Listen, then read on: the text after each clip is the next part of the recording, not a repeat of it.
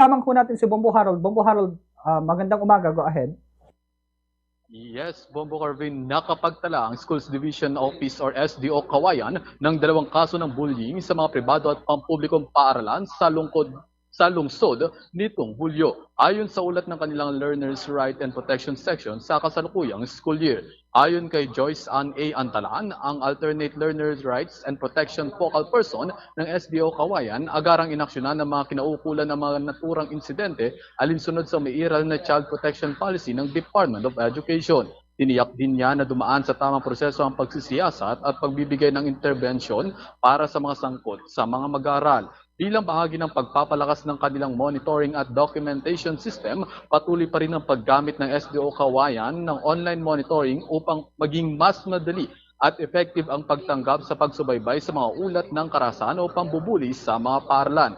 Dagdag pa niya, patuloy ang kanilang kampanya upang mapanatili ang ligtas at positibong kamandan sa lahat ng paaralan sa ilalim ng SDO Kawayan. Kabilang dito ang pagsasagawa ng mga orientation, seminar at advocacy program ukol sa karapatan ng mga mag-aaral at tamang pag-uugali sa paaralan. Pinaalalahanan din ni Ms. Antalaan ang lahat ng miyembro ng komunidad o pang-edukasyon na makisa sa pagsulong ng child-friendly schools sa pamamagitan ng maagap na pag-uulat ng anumang uri ng pambubuli o karahasan. Samantala, ganito ang bahagi ng pagpapahayag ni Ms. Joyce Ann A. Antalan.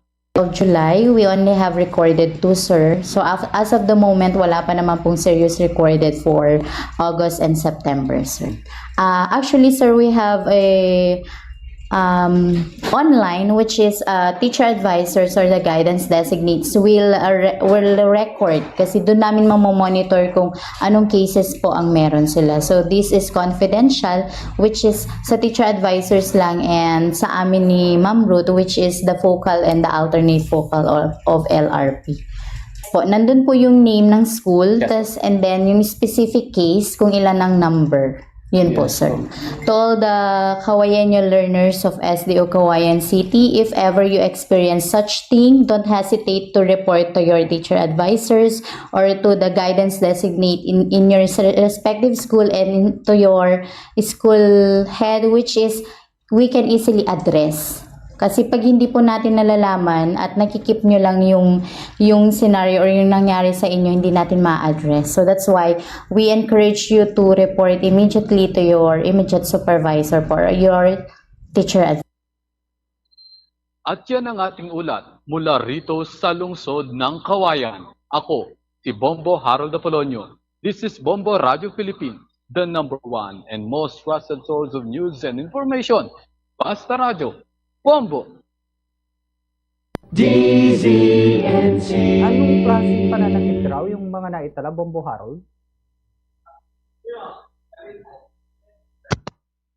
Oo. Anong klaseng pananakit raw yung mga naitala, Bombo Harold?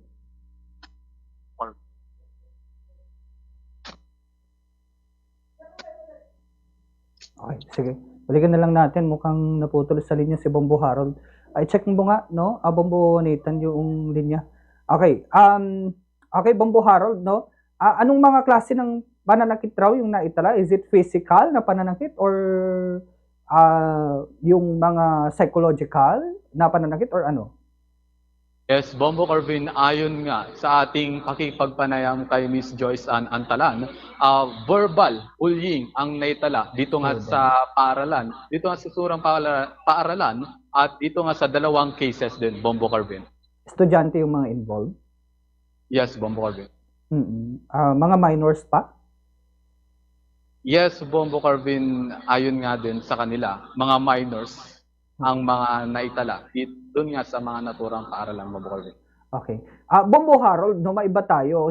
Since nandyan ka na rin sa FLD, kumusta na pala, ano yung nakikita mo ngayon ng mga preparasyon na ginagawa in relation sa coronation night mamayang gabi? May mga nagpre-prepare na ba ng stage? May sinet up ba na LED dyan sa labas? LED screen or wala naman?